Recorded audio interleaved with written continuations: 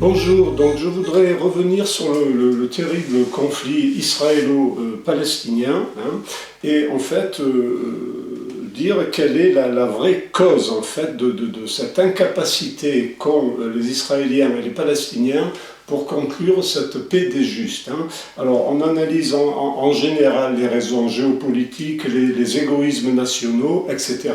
Ça joue un rôle, mais la vraie raison est ailleurs. Et la vraie raison, en réalité, est d'ordre théologique et religieuse. C'est que nous avons d'un côté les Israéliens, la plupart d'entre eux sont juifs, et donc le problème, c'est que les Israéliens juifs sont sortis du vrai judaïsme, en refusant de reconnaître le Messie d'Israël, Jésus-Christ. Ils se sont amputés le côté essentiel du judaïsme, si bien que les vrais juifs actuellement, ce sont les juifs qui ont reconnu Jésus-Christ comme Messie, ce sont donc les catholiques. Donc nous avons actuellement en Israël, au niveau des juifs, une fausse religion, puisque ce sont des juifs qui ont repoussé le Christ, et qui donc sont sortis de l'essentiel du judaïsme. Et pour ce qui est des Palestiniens, eh bien c'est pareil, l'islam n'est pas la vraie religion non plus. Il y a des musulmans honnêtes, il y a tout de même, bien évidemment, comme les faux juifs d'ailleurs, ils sont quand même dans une démarche d'éthique verticale, homme-dieu, dans la recherche du Dieu unique. Donc c'est pas complètement négatif, mais enfin, de même que les faux juifs qui ont refusé Jésus-Christ, les musulmans ne sont pas dans la vraie religion, puisque le Coran, je le rappelle, est un assemblage de textes qui a été pris à l'Ancien Testament, au Nouveau Testament, et qui ont été quand même transformés au passage. Le Coran notamment insinue que Jésus-Christ n'a pas été ressuscité des morts, ce qui est bien évidemment ténébreux, et c'est un euphémisme de dire de telles contre-vérités. Donc nous avons deux populations dont l'éthique fondamentale repose sur des religions qui ne sont pas la vraie religion.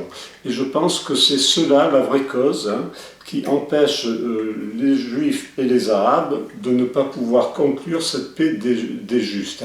Enfin, les Arabes, je parle des Arabes palestiniens, musulmans, parce qu'il y a aussi des Arabes chrétiens, évidemment. Donc, c'est ça la raison. Nous, à titre de comparaison, en Occident, et notamment en France, cette fameuse réconciliation franco-allemande qui a été conclue par le général de Gaulle et le chancelier allemand Adenauer, en réalité avait pour vraie cause la foi catholique commune entre le général de Gaulle et le chancelier Adenauer. C'est pas Schuman, c'est pas les apparatchiks onusiens d'après-guerre qui ont réalisé cette réconciliation franco-allemande. En réalité, c'est la foi catholique commune entre Adenauer et le général de Gaulle. Ça s'est fait d'ailleurs à Colombey, dans une église proche de Colombey, les deux églises, à l'occasion d'une visite du chancelier Adenauer en France. C'est grâce à la foi dans la Sainte Église catholique et la parole du Messie d'Israël, Jésus-Christ, que la France et l'Allemagne ont pu se réconcilier. Ça, l'historiographie n'en parle pas beaucoup, parce que c'est pas dans l'air du temps, mais c'est la vraie raison de la réconciliation franco-allemande. Foi commune catholique entre De Gaulle et Adenauer. Voilà, donc nous avons pu le faire parce que nous avions la vraie foi. Sans cette foi, il n'y aurait pas eu de réconciliation franco-allemande. Il est vrai qu'entre-temps, la France a trahi son baptême, de même que l'Occident. Et le résultat, c'est qu'il y a un retour de la haine en France. La France se trouve maintenant dans une situation de pré-guerre civile. On l'a vu avec les millions de gens qui ont défilé contre le mariage gay. Donc c'est vrai, entre-temps, nous avons renié, nous aussi, le Christ. Enfin, nous, pas tout le monde, mais une grande partie. Donc vous, les faux juifs et les musulmans palestiniens, vous avez dès le début renié la vérité, hein, puisque vous avez refusé de rester vrai juif, alors que le Messie d'Israël est arrivé dans votre région. Donc c'est encore plus grave pour vous. Nous avions la vraie religion et nous l'avons rejetée.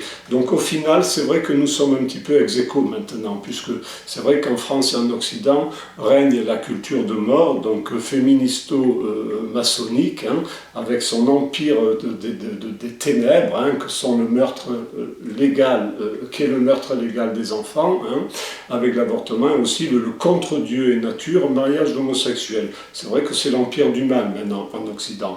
Mais chez vous aussi, les faux juifs et les musulmans qui n'êtes pas dans la vraie religion, c'est aussi l'empire du mal pour d'autres raisons. Donc nous sommes tous ex aequo dans le mal pratiquement.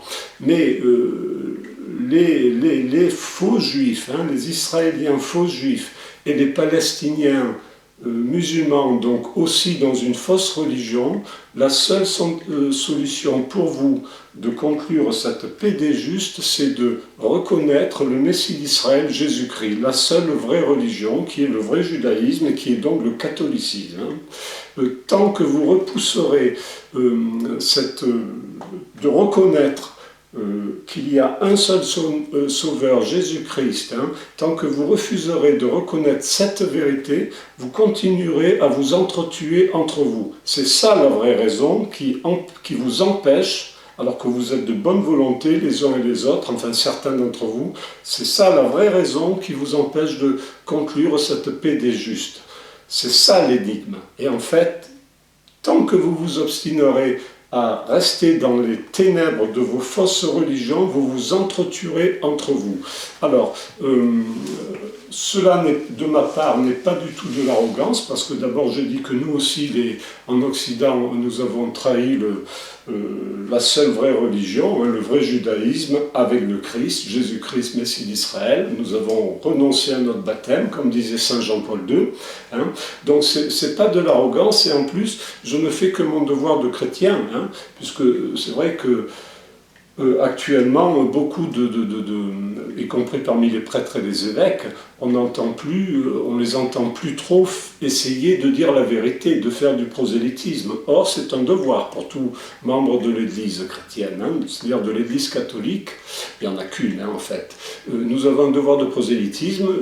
Jésus-Christ, le Messie d'Israël et le seul Sauveur universel, a dit: aller et propager la bonne nouvelle au monde entier. C'est une parole du Seigneur. Donc, personne n'est obligé d'être chrétien, vous n'êtes pas obligé d'être catholique, donc vous n'êtes pas obligé d'être vrai juif, parce que vrai juif et catholique, en fait, c'est synonyme. Vous n'êtes pas obligé d'être catholique, hein, mais si vous reconnaissez de la parole du Messie d'Israël, Jésus-Christ, vous avez un devoir de prosélytisme, mais aussi un devoir de vous opposer à la culture de mort, hein, l'avortement, le contre Dieu et nature, mariage homosexuel, voilà. Donc on ne peut pas dire d'un côté, moi je suis chrétien mais je suis tolérant, c'est-à-dire je ne condamne pas l'avortement par le mariage homosexuel et en même temps je suis tolérant, je ne fais pas de prosélytisme. Ça c'est incompatible, hein, ça relève de la quadrature du cercle, voilà. Donc moi il est de mon devoir de dire parce que je suis concerné, qu'il est de mon devoir d'aider mon prochain, c'est un commandement du Seigneur, de dire aux Juifs actuels, donc israéliens, vous êtes sortis de votre religion depuis que vous avez refusé, hein, il y a eu un schisme en Israël il y a 2000 ans, une partie a reconnu le Messie d'Israël, donc ce sont les vrais Juifs qui sont devenus chrétiens, et l'autre partie l'a refusé. Donc le problème c'est que ceux qui ont le pouvoir en Israël, c'est la partie des Juifs qui ont refusé le Christ, le Messie d'Israël. Donc, il est de mon devoir de leur dire, donc aux faux juifs, eh bien, de les encourager à aller vers la vérité. De même qu'il est de mon devoir d'être humain, de dire aux musulmans, vous vous êtes trompés, l'islam n'est pas la vraie religion. Hein, et la vraie religion, c'est le vrai judaïsme, donc le catholicisme. C'est mon devoir de chrétien. Voilà. Soit dit en passant, j'ouvre une petite parenthèse pour les musulmans, qui pourraient être indignés par mon propos, il faut quand même arrêter, parce que moi je vous invite à vous convertir à la vraie religion, qui est le catholicisme, mais si vous refusez, je ne vais pas lancer de fatwa contre vous pour vous tuer, ce qui malheureusement n'est pas toujours, à l'inverse, n'est pas toujours vrai, puisqu'on sait que dans les pays musulmans qui pratiquent la charia comme l'Arabie Saoudite, un musulman qui se convertit au christianisme est puni par la peine de mort. Donc les musulmans, faites pas la gueule parce que je vous dis la vérité, effectivement, que l'islam n'est pas la vraie religion. Même s'il peut y avoir ici et là des éléments de vérité dans le Coran, même s'il y a de bons musulmans, peut-être même qu'il y aura des musulmans qui seront sauvés et de méchants catholiques qui ne seront pas sauvés, c'est possible, mais l'islam n'est pas la vraie religion. De même que le judaïsme sans Christ. Il n'y a qu'une seule vraie religion, c'est le vrai judaïsme, c'est-à-dire les juifs qui sont restés juifs en reconnaissant le seul sauveur universel, le Fils de Dieu et Dieu dans le mystère de la Sainte Trinité, Jésus-Christ, c'est tout. En dehors du Christ, point de salut.